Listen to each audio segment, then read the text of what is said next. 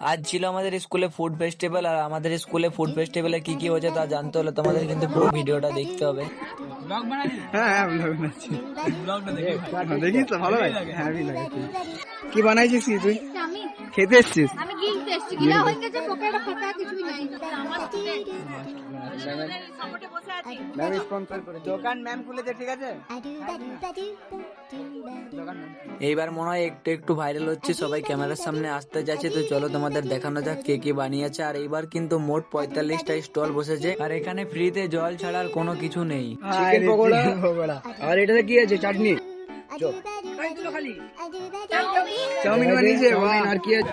এই যে মাংসর ঘুগনি একদম, এই যে মাংস। কি বানাইছিলি? ঠিক আছে বা গুড। এই তুই কি বানাইছিস রে হিরো? পায়েস দেখা দেখ, পায়েসটা খোল, পায়েসটা খোল। পায়েস বানিয়েছে, পায়েস। কি বানিয়েছিস রে? ঘুগনি।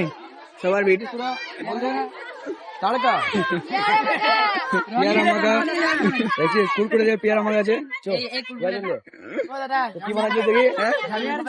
কি বানাইছিস? পেয়ারা চাট কুরকুরে। কি বানাইছিস দেখা তো? দই বড়া আর কবি খাওয়াবি ভিডিওতে? না খাবো না, ঠিক আছে থাক।